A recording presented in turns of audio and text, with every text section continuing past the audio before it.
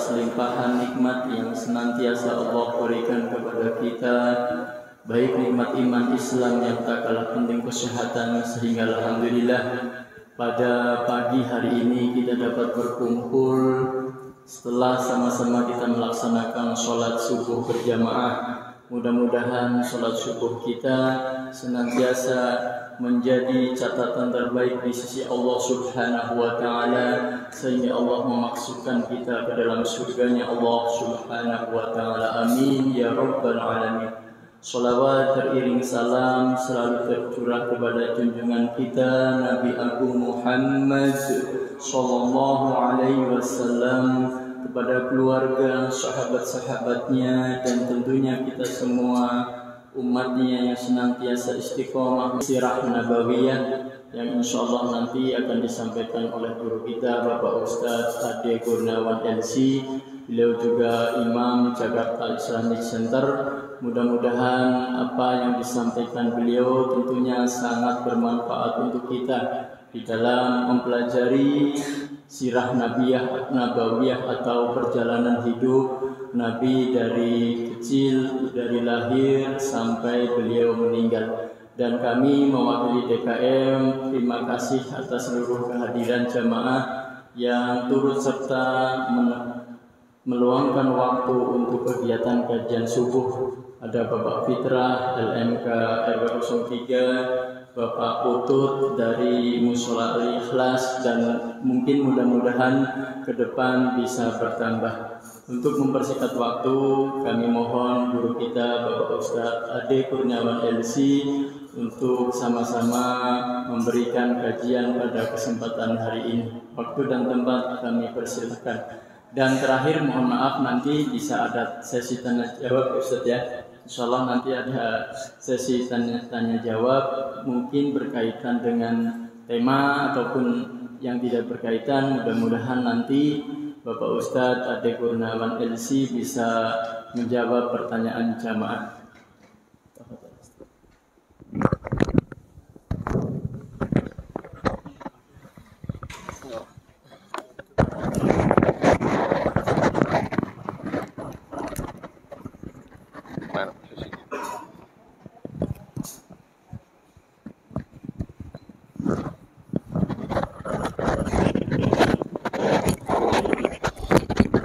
Oh, ini yang dijepit.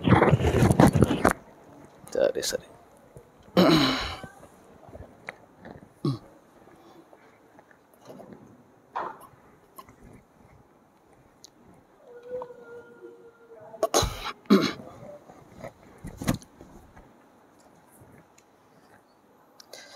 Bismillahirrahmanirrahim.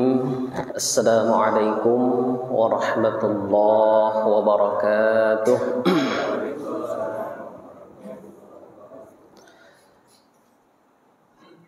Alhamdulillahi wa kafa. Assalatu wassalamu ala nabiyyihil mustafa wa ala alihi wa sahbihi ahli sidqi wal wafa. Amma ba'du. Allahumma shrah lana sadurana wa yassir lana umurana wahlul 'uqdatan min alsinatina yafqahu qawlana. Allahumma rzuqna fahman nabiyyin wa hifdhal mursalin wa ilhamal malaikatil muqarrabin birahmatika ya arhamar rahimin.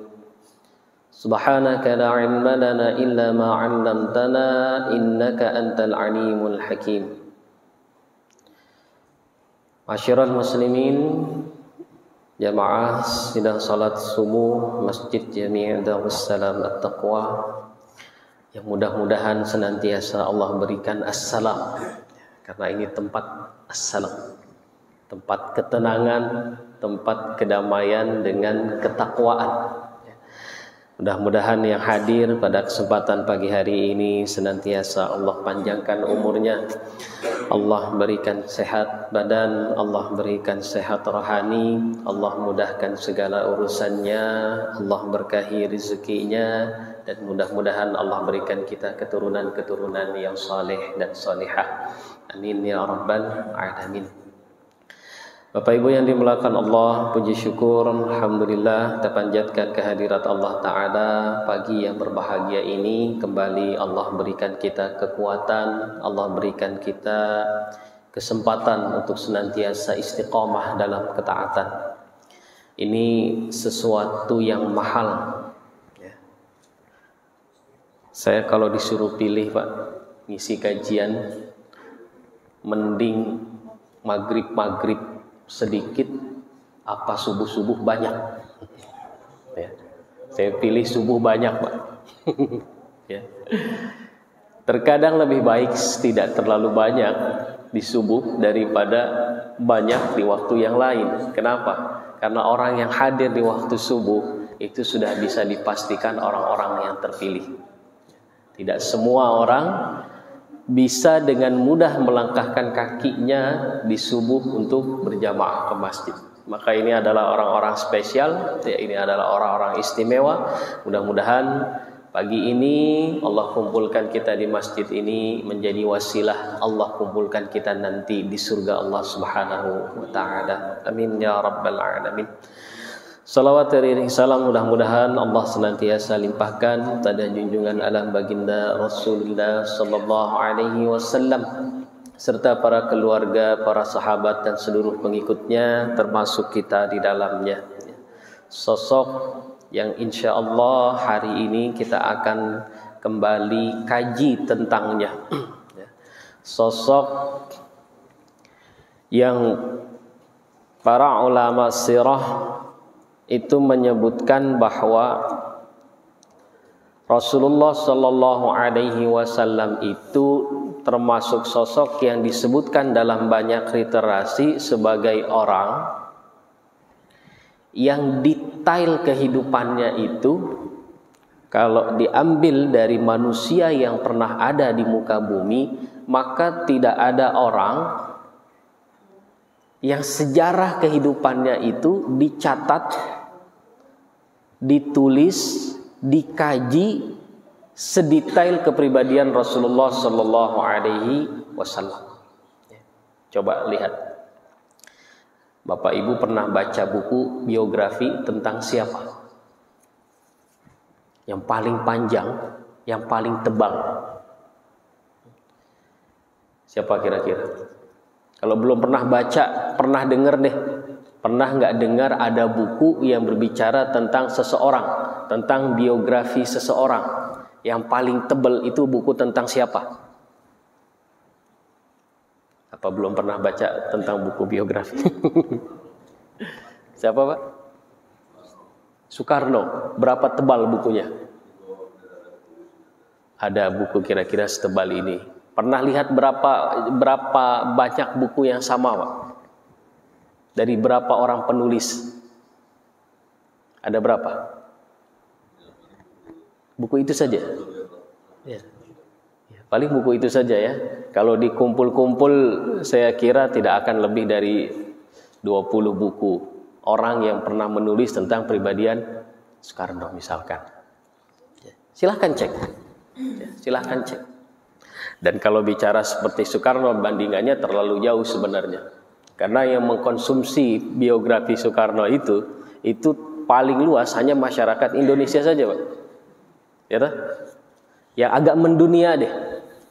Biografi tentang tokoh dunia yang pernah dicantumkan, ditulis dalam buku, lalu dibaca oleh seluruh umat dunia dari generasi ke generasi. Siapa kira-kira? Ada yang bikin buku Hitler. Ya. Silahkan cari. Ya. Silahkan cari, lalu bandingkan dengan karya-karya yang pernah ada yang menulis tentang Rasulullah Sallallahu Alaihi Wasallam. Ya. Jadi ketika Allah Subhanahu Wa Taala menyatakan Rasulullah Sallallahu Alaihi Wasallam sebagai khatamur Rasul, ya. Walakin Rasulullah wa khataman nabiyyin, bahwa Nabi Muhammad sallallahu alaihi wasallam itu adalah Rasulullah dan Nabi terakhir. Lalu kemudian dijadikan qudwah. Qudwah itu level tertinggi panutan. Di bawahnya ada Rasulullah Shallallahu Alaihi Wasallam itu dijadikan uswah.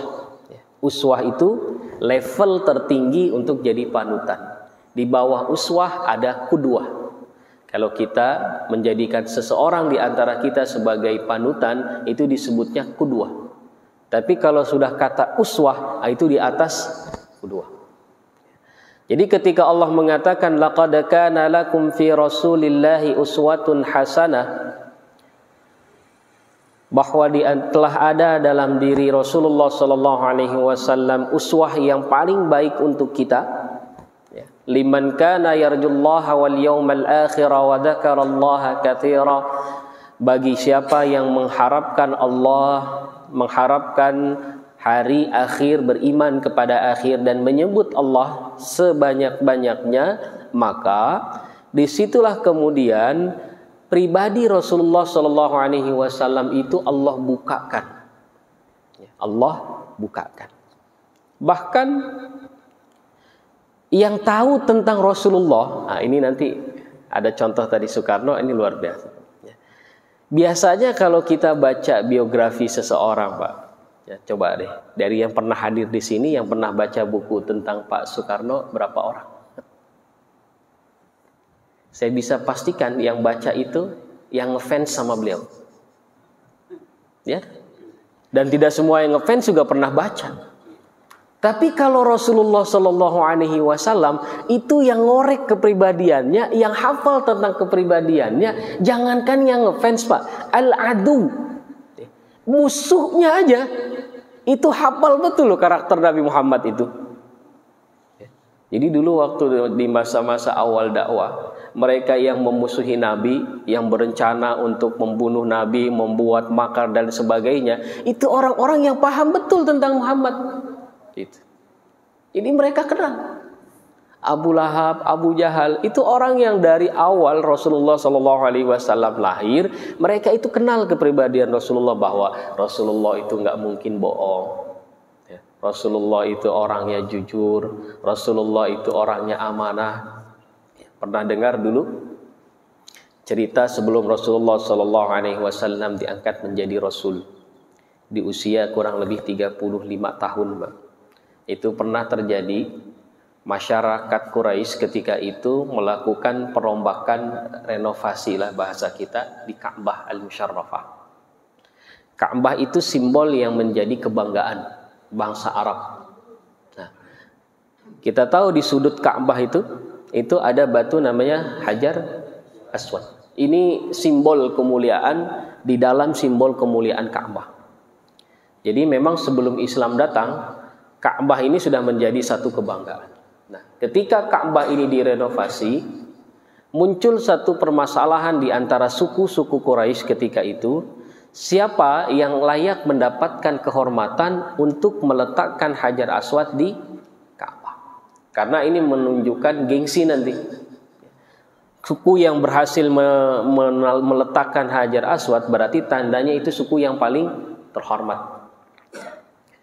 Akhirnya mereka berselisih. Deadlock, tidak ketemu kesepakatan. Baru kemudian dijumpai kesepakatan ketika ada yang mengusulkan, kita lihat besok pagi siapa orang yang pertama kali datang ke Masjidil Haram, kita kasih penghormatan ini untuk dia.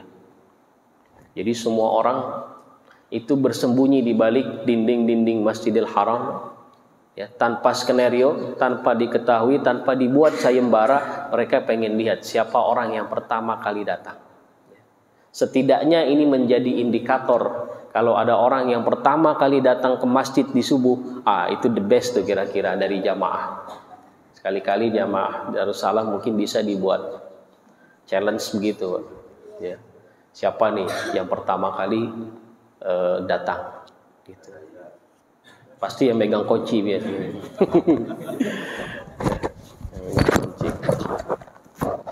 Begitu lihat ternyata yang datang adalah sosok pribadi Rasulullah Sallallahu Alaihi Wasallam. Ketika semuanya melihat beliau yang datang, apa kata mereka? Kalau yang itu yang datang kita setuju dah.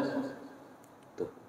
Ini orang tadinya ribut, Pak, berebut kekuasaan, pengen naruh Hajar Aswad, tapi semuanya ketika melihat Rasulullah yang datang kompak. Kalau dia yang datang, oke, kami setuju.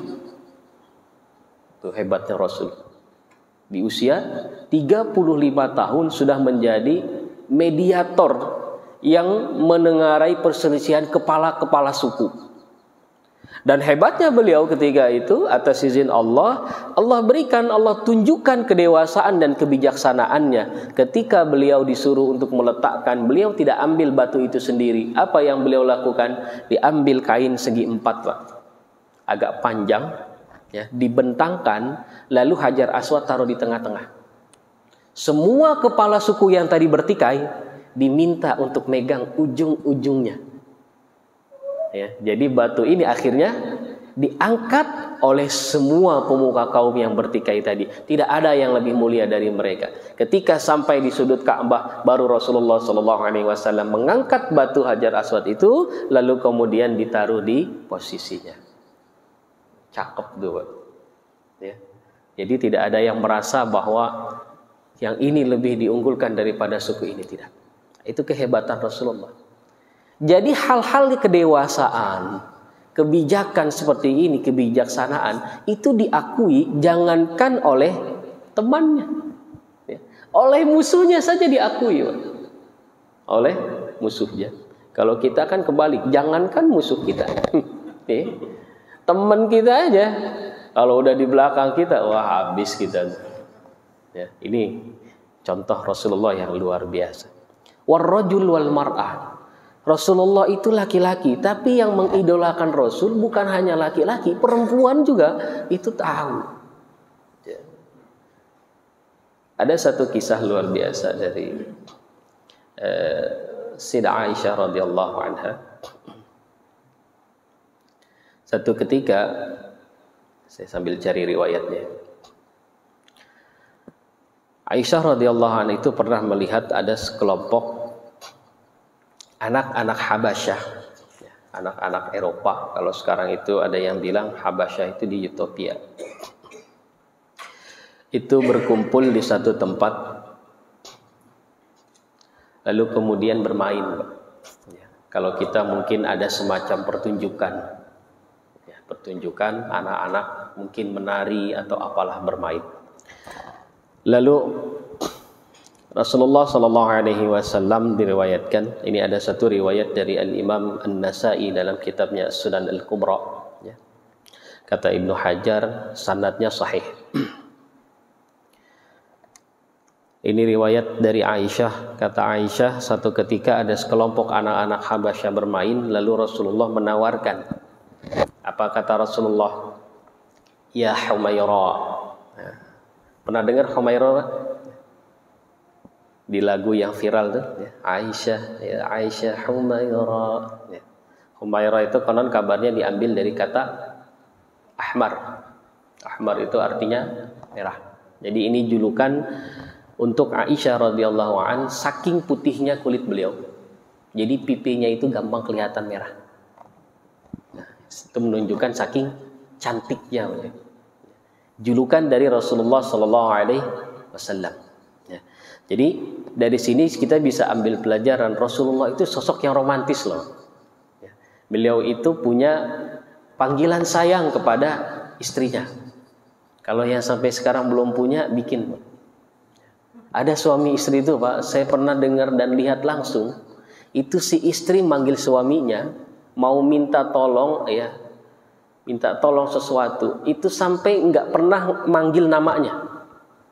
Misalkan si ibu lagi masak, gasnya habis, si bapak di ruang tamu, ya. Dia datang ke ruang tamu, istrinya bilang, itu gas tolong ke taruh, tolong ke ganti.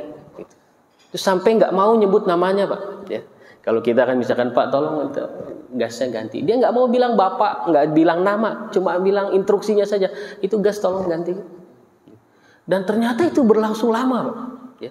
Begitu juga sebaliknya, si suami kalau pengen sesuatu kepada istrinya itu nggak pakai panggilan, langsung saja perintahnya apa, keinginannya apa. Ini indikator. Kemarin saya baca luar biasa.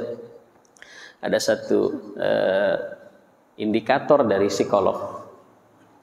Kalau kita bisa berbincang dengan istri kita, bincang nyaman 15 menit tanpa ada ganjalan dalam hati, rumah tangga kita masih aman. Coba, nggak usah kasih cerminnya ke orang lain, buat kita aja.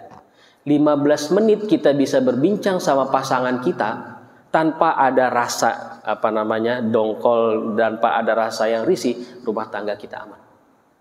Ada orang yang mantengin grup WA sampai 2 jam dia kuat, Pak.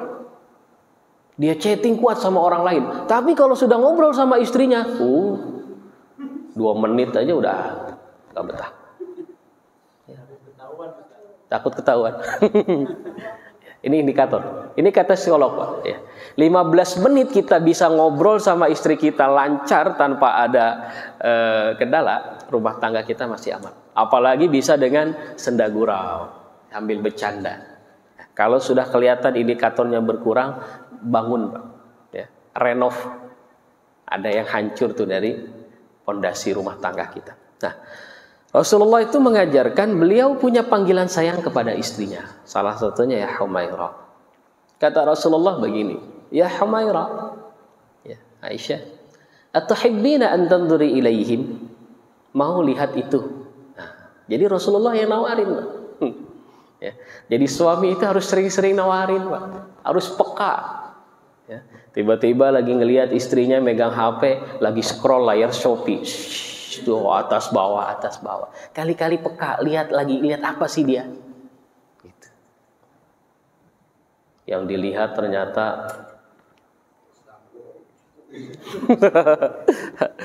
ya dilihat ternyata mobil terbaru, ya, mobil listrik terbaru buatan Tesla. Tanya, Pak, kenapa mah mau ganti mobil? Tanya aja, nggak apa-apa. Kan nggak harus dibelikan toh. Setidaknya menunjukkan bahwa kita itu punya kepekaan terhadap pasangan kita. Coba deh tanya perempuan, Pak. Kalau ditanya begitu sama istrinya, Masya Allah, ya, itu senang dan luar biasa, mereka merasa diperhatikan. Ya. Jadi Rasulullah ketika melihat Aisyah, ya, menyaksikan anak-anak itu lagi bermain, Rasulullah nawarin, atuhibbina an tanzuri ilaihim? Mau lihat mereka? Kata Aisyah, na'am, ya. Lalu kemudian mereka duduk, ya, duduk, dan subhanallah, duduknya itu nggak main-main. Rasulullah itu duduk, Aisyah duduk di sampingnya. Saya tidak menemukan apakah di sebelah kiri atau sebelah kanannya, tapi di sini disebutkan Aisyah itu nempel ke Rasulullah itu sambil kepalanya disenderkan di pundak Nabi. Kapan terakhir kita begitu? Ya, ini perlu.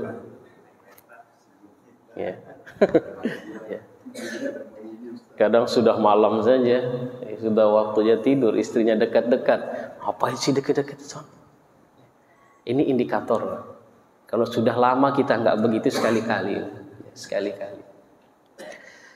Jadi badai itu, pernikahan itu terkadang terlihat badainya itu setelah kita masuk.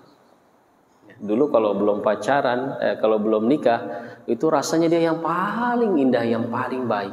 Begitu nikah, ternyata kamu begitu ya. Kebongkar semua aib itu. Makanya ada sakinah, mawaddah, warahmah. Itu apa bedanya? Pernah dengar bedanya sakinah, mawaddah, warahmah? Doa yang kita selalu sampaikan kalau ada pernikahan. Apa beda dari 3 ini? Sakinah itu ketenangan. Singkatnya, orang kalau belum nikah itu galau, Pak. Ya. Urusan syahwat itu bikin seseorang galau. Ketika dia sudah nikah, ada tempatnya, tenang dia. Mawaddah ini rasa cinta, tapi dominannya ke fisik. Kalau baru, pengantin baru, ya itu rumput yang paling hijau. Tapi nanti seiring berjalannya waktu, mawaddah ini akan luntur. Karena patokan mawaddah itu biasanya fisik. Ya. Makin tua, apalagi gigi udah mulai ada yang pamitan nanti. Wah, itu kalau cuma patokan mawaddah, luntur, Pak. Yang abadi itu apa? Rahmah. Jadi kalau ada kakek nenek, ya, masih pagi-pagi itu lari bareng sambil gandengan tangan, itu sudah bukan mawadah lagi levelnya, itu sudah rahmah tuh. Saya nggak lihat lagi fisik dia, tapi dia yang nemani saya dari betul-betul saya nol, lalu kemudian saya naik jadi orang terpandang. Kalau nggak ada dia, saya bukan siapa-siapa. Jadi kalau rahmah udah ketancap, ya nggak ada gantinya. Makanya rahmah itu lebih panjang masanya. Sakinah, mawaddah, warahmah. Nah, indikator rahmah itu bisa dilihat dari bagaimana kita memperlakukan pasangan kita setelah sekian lama kita menikah. Jujur saya juga merasa begitu. Dulu waktu awal-awal kemana-mana kita gandengan tangan. Sekarang sudah punya anak 3, kondangan digandeng sama istri. Apaan sih? Gandeng-gandeng tuh ada anak 3, malu. Indikator. Jadi Aisyah ketika itu duduk di samping Rasulullah SAW, lalu kemudian palanya itu disenderkan ke bahu Rasul. Dan setelah sekian lama Nabi SAW nanya ke Aisyah, hasbuk, udah cukup belum? Gitu. Rasulullah yang nanya, Pak, udah cukup belum? Kalau kita nadanya gimana? Ayo, lama amat sih. Udah cukup. Apa kata Aisyah? La ta'jal ya Rasulullah, jangan buru-buru ya Rasul. 3 kali Pak ditanya sama Nabi, udah belum? Kata Aisyah, la ta'jal ya Rasulullah, jangan buru-buru. Nah, ketika selesai, ya, Aisyah bilang, apakah dia lama-lama di samping Rasul itu karena Aisyah senang ngelihat anak-anak ini? Nah, bukan itu alasannya. Kata Aisyah radhiyallahu anha, ya, wa ma li hubbun nadhari ilaihim. Sebenarnya alasan utamanya bukan karena senang ngelihat permainan anak-anaknya. Walakinni ahbabtu an yablughan nisaa maqamuhu li wa makani minhu. Tapi saya pengen cerita nih, ya, cerita bahwa Aisyah itu dekat sama Rasul sampai kemudian berpangku kepala di pundaknya Rasul berlama-lama. Dia pengen hal ini tersebar ke semua wanita-wanita di dunia dan mereka tahu betapa romantisnya kami. Paham maksudnya, Pak? Jadi Aisyah itu melakukan itu pengen nunjukin bahwa saya itu istri yang paling baik loh untuk Rasulullah. Kami itu pasangan yang paling romantis loh. Biar ini semua tersebar dan seluruh wanita di dunia kemudian tahu. Ya. Makanya nggak salah sih sebenarnya kalau ada lagu itu ya. Aisyah, romantisnya cintamu dengan Nabi. Ya. Walaupun menurut saya terlalu singkat mendeskripsikan Aisyah radhiyallahu anha dengan Rasulullah SAW hanya pada bait-bait lagu yang cuma 5 menit. Aslinya lebih banyak dari itu. Ya, lebih banyak dari itu. Anak saya kemarin hafal lagu itu. Sebelumnya sudah ada data masuk ke kepala dia bahwa istri Rasulullah itu adalah Khadijah. Jadi mendengar lagu Aisyah dia tanya, Bi, Aisyah itu istrinya Rasulullah? Iya. Bukannya istri Rasulullah Khadijah? Iya, itu juga. Oh, berarti istrinya Rasulullah banyak dong, Bi? Iya. Kok Abi istrinya cuma 1 doang? Nah, kalau itu tanya sama Umi. Nah, ini menunjukkan betapa Rasulullah SAW tadi, ya, kita ambil banyak poin sekali. Beliau itu sosok yang peka. Beliau itu sosok yang romantis. Beliau itu sosok yang penyabar dengan pasangannya. Sampai Aisyah itu pingin, ya kalau boleh katanya agak ekstrim, pengen pamer kepada wanita-wanita lain tentang keromantisan mereka. Dan hebatnya Rasulullah SAW itu pernah bilang begini. Ini bilang ke Aisyah juga. Kata Rasul, inni la a'lamu idza kunti anni radiyah wa idza kunti alayya ghadibah. Aisyah, aku itu tahu kapan kamu lagi marah, kapan kamu lagi moodnya bagus sama saya. Kata Aisyah, min aina ta'rifu dzalik? Bagaimana engkau tahu? Ya. Jadi ini suami nih, Pak. Suami itu harus tahu kapan mood istri itu lagi bagus, kapan mood istri itu lagi hancur. Jangan istri udah cemberut aja kan, dicuekin. Begitu tanya, kenapa mas sakit gigi? Apa kata Rasulullah? Idza kunti anni radiyah. Ini lihat, subhanallah. Ini satu episode kecil tapi luar biasa sekali, Pak. Kata Rasul, "Idza kunti anni radiyah." Aisyah, kamu itu kalau lagi senang sama aku, itu bilangnya begini. La wa rabbi Muhammad. Jadi orang Arab itu terbiasa, Pak, dalam kesehariannya itu sering mengucapkan wallahi. Allah itu maksudnya penegasan, sumpah, artinya demi Allah. Nah, kata wallahi ini sering diganti sama Aisyah jadi wa rabbi Muhammad. Demi Tuhannya Muhammad. Maksudnya siapa? Allah. Ya. Kata Rasulullah, kalau lagi senang, lagi moodnya bagus, Aisyah itu bilang wa rabbi Muhammad, Tuhannya Muhammad. Tapi kalau idza kunti alayya ghadibah, kalau lagi nggak senang nih, ya, atau sebaliknya, kalau keluar kata-kata ini Rasulullah tahu berarti ada yang mengganjal di hati Aisyah tentang Rasulullah. Apa Rasulullah bilang? La wa rabbi Ibrahim, demi Tuhannya Ibrahim. Siapa maksudnya Tuhan Ibrahim? Allah. Jadi mau menyebutkan demi Allah, Aisyah itu kata yang dipilih tergantung hatinya. Kalau lagi mood dia bilang demi Allah dengan kata Tuhannya Muhammad. Tapi kalau lagi kurang mood dia sebut demi Allah dengan Tuhannya Ibrahim. Rasulullah tuh paham. Kalau lagi mood panggilnya ayang beb. Ya. Tapi kalau lagi kesal, dipanggil namanya nggak pakai sapaan kakak, nggak pakai sapaan abang. Nah, itu kita harus paham. Jadi sekali lagi ini hebatnya Rasulullah SAW. Ya, beliau itu sosok pribadi yang dikagumi, bukan hanya kawan, tapi melawan juga. Tidak hanya laki-laki tapi perempuan juga. Wal kabir was saghir, orang yang jauh, orang yang besar dan orang kecil. Wal qarib wal ba'id, orang yang dekat dengan beliau dan orang yang jauh dari beliau. Orang yang dekat itu, Pak, Rasulullah itu sosok yang menjadi magnet. Jadi orang itu kalau sama Rasul itu senang. Misal, saya kenal sama Pak Nur. Lalu saya kemudian keluar. Saya ketemu teman-teman yang kenal dengan beliau. Saya akan bilang, oh iya saya itu teman dekat beliau. Yang lain, jamaah lain yang kenal dengan beliau, itu kalau keluar, nanti ketemu teman-temannya beliau, itu mengklaim hal yang sama. Jadi kalau Sayyidina Abu Bakar ketemu dengan Sayyidina Umar, ini dua-duanya adu gengsi. Sayyidina Abu Bakar tuh bilang apa? Saya ini teman dekatnya Rasul. Nggak ada orang paling dekat sama Rasul kecuali saya. Kata Umar, enak aja. Saya juga teman dekatnya Rasul.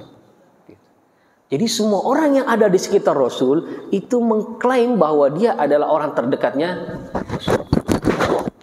Makanya indikator kesuksesan pribadian kita, coba lihat dari hari ke hari berapa banyak teman kita yang terus bertambah. Rasulullah itu berhasil, keberhasilan beliau itu mengubah orang yang tadinya benci menjadi teman. Jadi kalau kita punya teman yang kemudian benci sama kita, wah ini indikatornya terbalik sama Rasulullah SAW.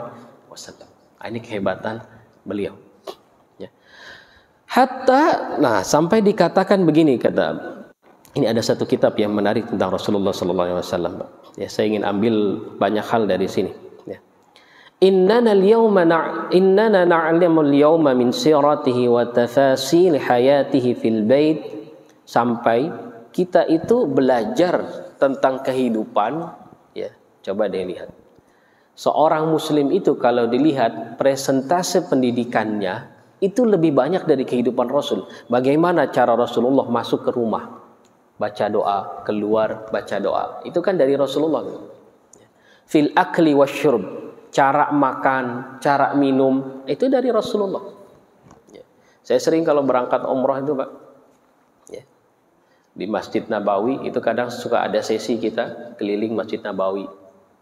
Lalu kemudian setelah keliling kita kumpul. Saya sering kasih stimulus sama mereka begini. Kita itu hadir di Masjid Nabawi itu untuk menziarahi Rasulullah SAW. Kita perebutan masuk ke Raudhah. Begitu selesai dari Raudhah kita sampai di depan makam Rasul, kita mengucapkan salam, lalu kemudian kita nangis. Seolah muncul kerinduan. Tapi sadarkah kita banyak hal-hal yang terkadang itu mungkin membuat Rasulullah SAW nangis kalau kita ada di hadapan beliau dan beliau lihat. Ya. Saya perhatikan, Pak, mayoritas jamaah umrah, tidak semua ya, tapi kebanyakan itu kalau sudah di hotel, makanan itu tersaji banyak sekali, Pak. Dia ambil semua makanan. Ya, kadang di piringnya itu banyak. Begitu sampai di meja, yang dicicipin cuma 5 suap. Kemana sisanya? Buang. Coba saya bilang, andai kita bertamu di rumah Rasulullah SAW, beliau menyajikan makanan sedemikian banyak, lalu kita ambil semua comot-comot, yang diambil dimakan cuma 3 suap, sisanya dibuang. Kira-kira Rasulullah senang atau nangis? Mana bukti cinta kita? Ya. Katanya kita cinta sama Rasulullah SAW, tapi dalam hal terkecil Rasulullah mengajarkan, ya, agar ini tidak mubadir. Rasulullah itu sedetail itu, Pak. Kata Rasulullah SAW, kul mimma yalik, makan dari apa yang terdekat. Maksudnya apa? Kalau ada makanan banyak, ya, jangan comot sana sini, ambil saja yang di depan kita. Gitu. Ya. Rasulullah kalau nggak suka sama makanan nggak pernah ngomong. Kalau suka dimakan, nggak suka udah diem. Nggak pernah beliau komentarin, oh ini makanan nggak enak nih. Ya.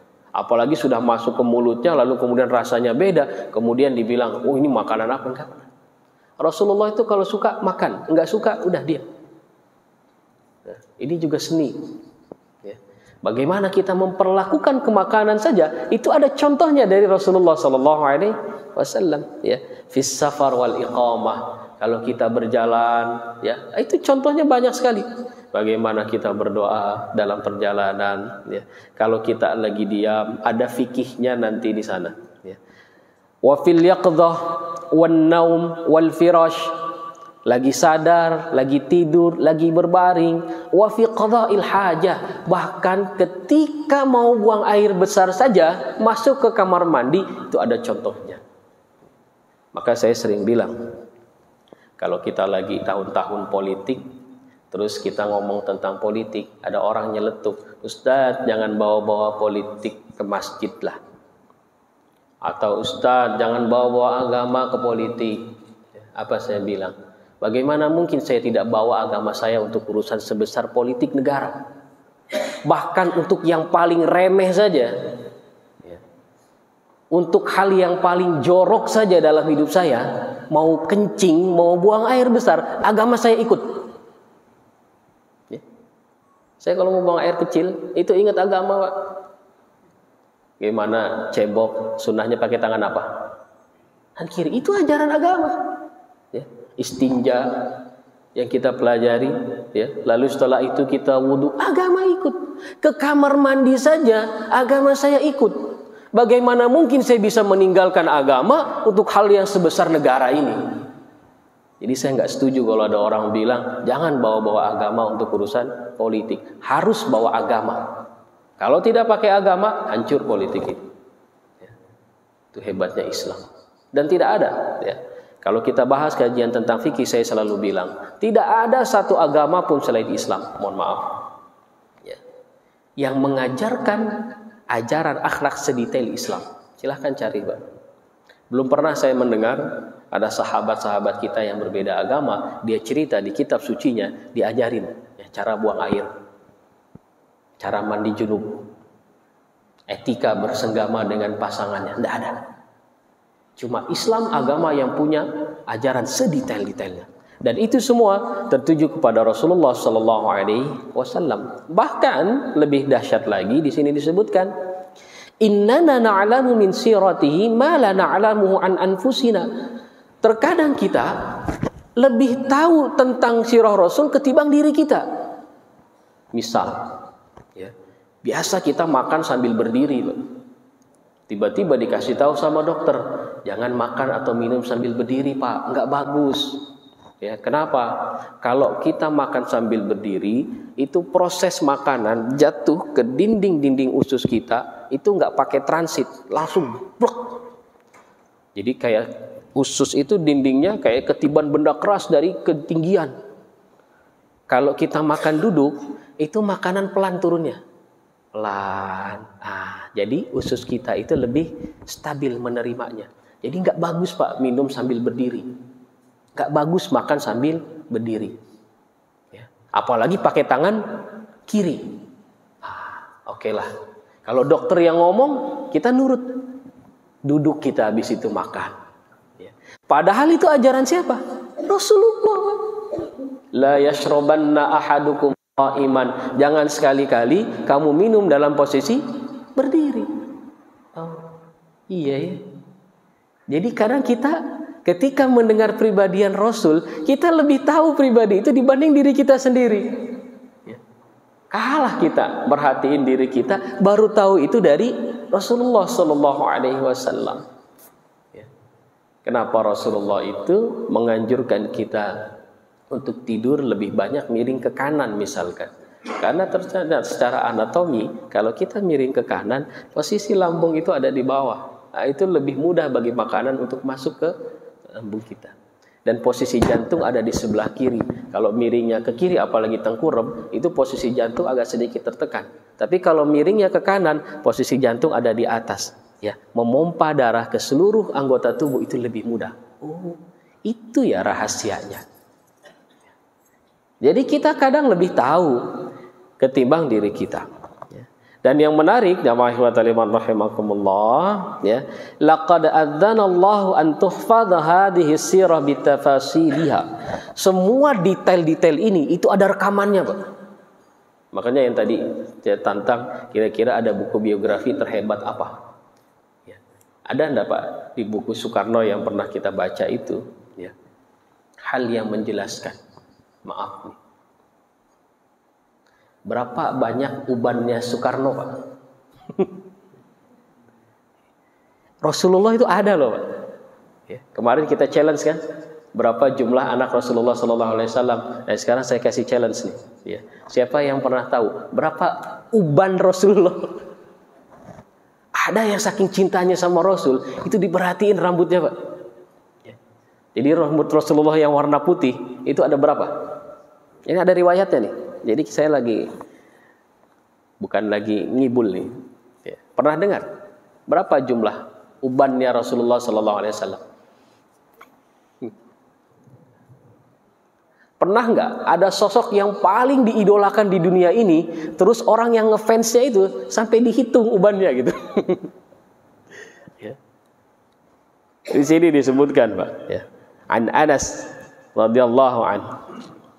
Dari Anas bin Malik radhiyallahu an, dia pernah menghitung, ma'adattu fi ra'si Rasulillah sallallahu alaihi wasallam wa lihyatihi, aku pernah menghitung di kepala Rasul dan di janggutnya itu ada jumlahnya illa arba'a asyarata sya'ratan bayadha, ada 14 rambut yang putih.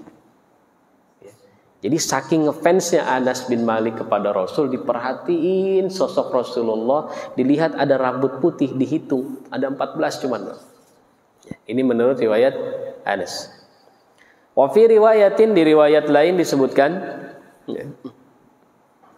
laisa fi ra'sihi wa lihyatihi 20 sya'ratan bayadha.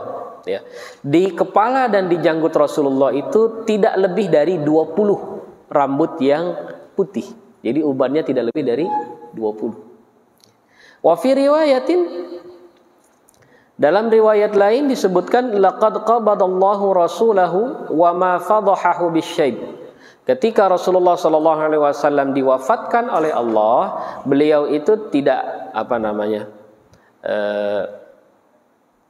bahasanya itu tidak kelihatan jelek dengan ubannya. Maka fi ra'sihi wa lihyatihi yauma mata, ketika beliau meninggal, di kepala dan di janggutnya itu tidak lebih dari 30 sya'ratan bayadha, tidak lebih dari 30 helai ubannya. Saya tidak membahas tentang jumlah ubannya. Lalu kalau yang ubannya lebih dari 30 berarti enggak sunnah, bukan? Ya. Tapi sosok Rasulullah Sallallahu Alaihi Wasallam itu sebegitu mengagumkan sampai orang yang ada di sekitarnya lalu kemudian jatuh cinta, ngefans sama beliau, itu sampai ubannya aja ada yang ngitung. Jadi saking hebatnya Rasulullah.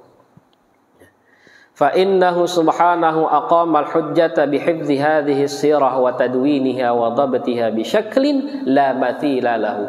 Maka ini atas izin Allah, skenario Allah, ya, bahwa sirah Rasul itu kemudian tertulis, tercatat, terdokumentasi dengan cara yang tidak ada tandingannya. Ya. Balla majala lil muqaranati ma badalahu ulama'una. Jadi tidak ada lagi saingannya. Tidak bisa kalau di compare yang tadi saya bilang dengan sirah apapun, bahkan di sini disebutkan bukan dengan tokoh nasional. Jadi contohkan dengan nabi-nabi sebelumnya tidak pernah ada nabi yang umatnya kemudian mencatat tentang pribadi dan kehidupan nabinya sedetail Rasulullah sallallahu alaihi wasallam. Ya. Tidak pernah kita temukan Nabi Musa misalkan, ya, di Taurat atau kaum Nabi Musa, ya, Nasrani, Yahudi membuat biografi Rasulnya Nabi Musa seperti Rasulullah tidak pernah ada. Ya. Dan hebatnya dalam proses tadwin, dalam proses kodifikasi sejarah Rasul, dalam proses penulisan riwayat-riwayat tentang Rasul itu nggak sembarangan, Pak. Ada namanya ilmu jarah wa ta'dil. Jarah wa ta'dil itu ilmu yang berbicara tentang orang-orang yang memberikan riwayat. Jadi ini bicara tentang riwayatnya. Misal, kemarin ada kejadian Islamic Center kebakaran. Ya, beritanya langsung nyebar. Nah, itu orang yang di luar, Pak. Ya, saya sampai ditelepon teman dari Mesir, ya, nanya, betul Bang itu Islamic kebakaran. Proses sampainya berita kepada orang yang menerima itu ada mata rantainya. Nah, dalam hadis orang yang memberikan berita itu terkadang menjadi objek penilaian yang mempengaruhi kualitas beritanya, Pak. Beritanya Islami kebakaran. Kalau tidak ada HP nih, tidak ada WA seperti sekarang, terus saya bilang ke bapak-bapak, Pak, kemarin Islamik itu banyak kebakar loh. Kira-kira berapa persen Bapak percaya? Berita yang sama yang nyampein orang yang suka mabuk-mabuk di pinggir pasar. Dia bilang, Pak, kemarin Kuba Islami kebakar. Apa sih lu? Ngomong apa? Paham maksudnya? Berita yang sama terkadang dinilai dengan penilaian yang berbeda tergantung siapa yang membawa beritanya. Inilah yang kemudian nanti muncul dalam hadis itu. Ada yang disebut hadis mutawatir. Mutawatir itu hadis yang disampaikan oleh jumlah banyak. Nggak mungkin semuanya ini bohong. Ternyata yang bilang Islami kebakaran itu ada 200 orang. Wah, berarti ini beritanya valid. Nggak mungkin bohong. Tapi kalau yang berkabar cuma satu orang, dilihat dulu nih orangnya bagaimana. Itu kalau dalam ilmu hadis, Pak, ilmu jarh wa ta'dil, untuk hati-hati menilai orang itu sampai begini loh, ada cerita. Ya. Ada orang yang pernah kelihatan sama temennya mainin kucing. Ada kucing dari jauh, ya. Begitu datang kucingnya, ya, makanannya diambil sama dia, nggak jadi dikasih. Ini orang begini nih, kalau dia nyampein hadis, ya, hadisnya nilainya jelek. Mungkin dia akan bilang, demi Allah saya benar, ini hadisnya benar, saya dengar dari Rasulullah. Tapi karena dia pernah melakukan kegiatan begitu tuh, mainin ngebohongin kucing, nilai hadisnya kemudian rusak. Jadi bukan kontennya, tapi si pembawa beritanya. Nah, yang membawakan berita tentang Rasulullah SAW itu kalau dikumpulkan, Pak, akan ada nama-nama. Makanya Bapak kalau baca hadis lengkap, an fulan, an fulan, an fulan, maksudnya dari si fulan, dari si fulan, dari si fulan. Itu kalau di total kurang lebih ada khamsimi'ati alfi ismin. Ada 500.000 nama. Bayangkan. 500.000 nama yang menghantarkan kita kepada berita tentang sosok Rasulullah Sallallahu Alaihi Wasallam. Ya. Kalau buku kayak Soekarno tadi, kira-kira berapa silsilahnya? Paling tidak penulis ketemu dengan keturunannya, anaknya, itu saja sudah. Saksi-saksi hidup di sekelilingnya. Tapi yang menulis tentang Rasulullah Sallallahu Alaihi Wasallam itu sampai 500.000 nama sepanjang masa dan masih akan terus berkembang. Ya. Hampir setiap masa, setiap generasi itu selalu ada yang membicarakan dan menulis tentang Rasulullah Sallallahu Alaihi Wasallam dengan ketelitian dan kehati-hatian. Nah, maka jamaah rahimahullah, saya ingin menyampaikan kembali kepada kita semua bahwa perlu sekali kita mengkhususkan diri, mendengar, membaca, mengkaji tentang Rasulullah Sallallahu Alaihi Wasallam. Untuk apa? Sebagai bukti bahwa kita cinta kepada Rasulullah Sallallahu Alaihi Wasallam. Karena elemen cinta yang seperti kita bahas di pertemuan yang awal, yang paling dasar dari elemen cinta itu adalah kita tahu tentang apa yang dicinta. Maka bohong kalau kita mengaku cinta kepada Rasulullah Sallallahu Alaihi Wasallam, tapi kita kemudian tidak mengetahui dan tidak mengenal Rasulullah Sallallahu Alaihi Wasallam. Mudah-mudahan apa yang kita lakukan pagi hari ini dan di pertemuan-pertemuan nanti, kita mengkaji tentang kepribadian Rasulullah Sallallahu Alaihi Wasallam, tentang ajaran Rasulullah Sallallahu Alaihi Wasallam. Semoga ini dicatat oleh Allah sebagai bukti cinta kita kepada Rasulullah Sallallahu Alaihi Wasallam, dan ini menjadi wasilah untuk kita layak mendapatkan syafaat Rasulullah Sallallahu Alaihi Wasallam di yaumil hisab kelak. Saya kira ini dari kami untuk pagi hari ini. Mudah-mudahan ada hikmah, ada ilmu yang bisa didapatkan, menjadi ilmu yang bermanfaat di dunia maupun di akhirat. Moga Pak Nur, kalau ada yang mau ditambahkan, ditanyakan atau didiskusikan, kami persilakan. Kami persilakan kepada jamaah, mungkin satu ataupun dua penanya karena sudah waktu isyraq juga. Ada dari Bibu juga boleh, kalau ada pertanyaan berkait tema ataupun yang punya warisan. Kebetulan Pak Ustadz ya nanya-nanya berkaitan dengan waris, silakan. Karena beliau, oh ya silakan Ustadz. Kalau Muhammad punya nggak sahabat yang akhlak? Sahabat. Iya. Jadi kalau definisi sahabat itu para ulama lebih cenderung mendefinisikan sahabat itu mereka yang hidup semasa dengan Rasulullah Sallallahu Alaihi Wasallam. Nanti ada perbedaan, semasa ini hanya semasa atau disyaratkan untuk melihat. Ya, karena ada sahabat yang dia hidup semasa dengan Rasul, tapi sampai wafatnya nggak pernah ketemu dengan Rasulullah langsung. Nah, kalau definisi sahabat dalam arti ini banyak. Ya, bahkan para ulama itu ada yang membuat biografi khusus tentang sahabiyah. Ya, sahabiyah itu sahabat yang perempuan. Gitu. Ya, jadi kegiatan aktivitas dakwah Rasul itu tidak lepas dari peran perempuan. Contoh yang paling sering terdengar itu ketika peperangan, itu rombongan perang itu kalau dia pergi selalu ada rombongan dari golongan perempuan.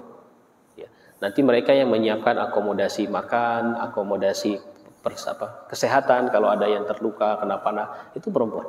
Jadi ada sosok-sosok yang memang muncul di kalangan Rasulullah SAW, hanya tidak sebanyak sahabat yang laki-laki karena interaksinya terbatas. Gitu. Sehingga dari kacamata hadis jarang memang ada hadis-hadis yang diriwayatkan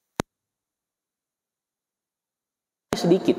Misal, ya, pernah dengar Masjid Qiblatain, masjid dua kiblat di Kuba, di Madinah. Itu kisahnya. Kenapa masjid ini disebut Masjid Qiblatain? Dulu Rasulullah SAW itu masih diperintahkan sholat menghadap Baitul Maqdis. Ya. Jadi waktu Rasulullah di Makkah itu posisi begini Pak. Umpama ini Ka'bah. Ya. Baitul Maqdis di sana. Rasulullah itu kalau sholat itu di belakang Ka'bah menghadap Baitul Maqdis.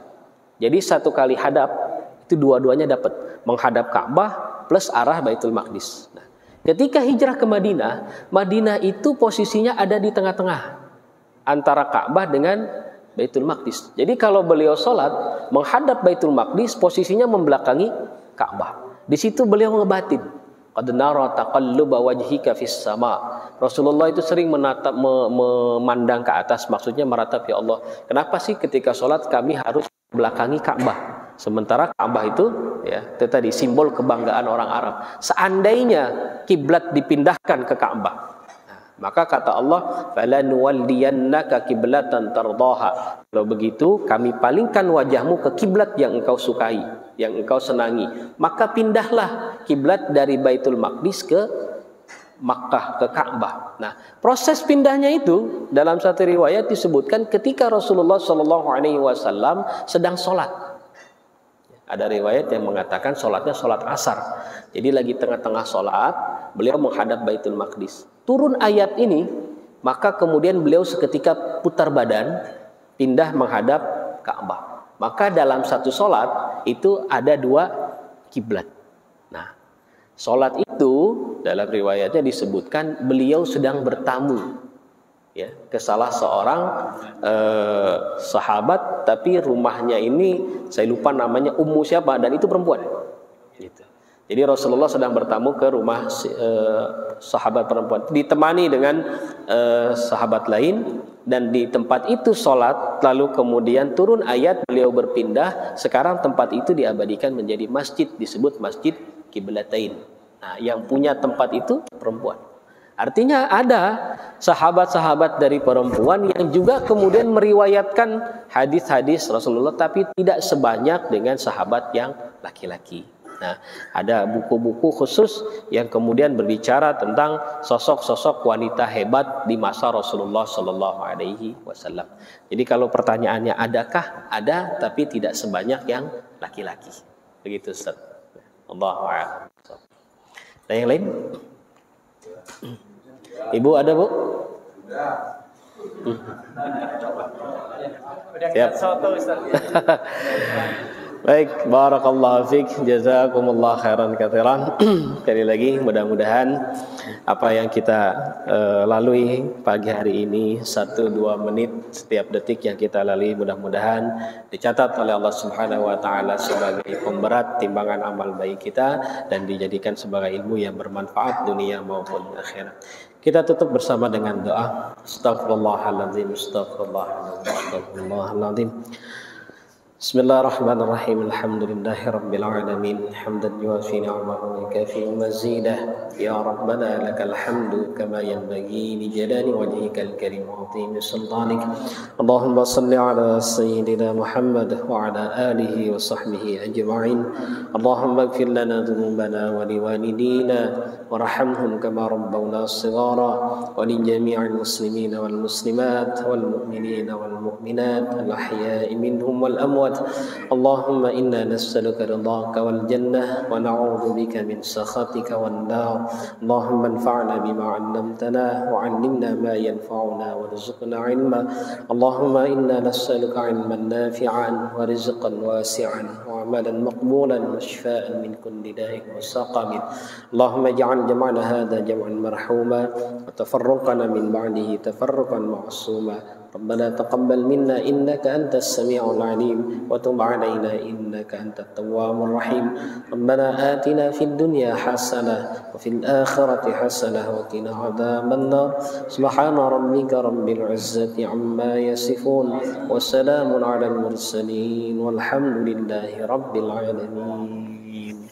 Demikian, jazakumullah khair, wabillahi taufiq wal hidayah. Assalamualaikum warahmatullahi wabarakatuh. Waalaikumsalam warahmatullahi wabarakatuh. Demikian kajian subuh pada kesempatan hari ini.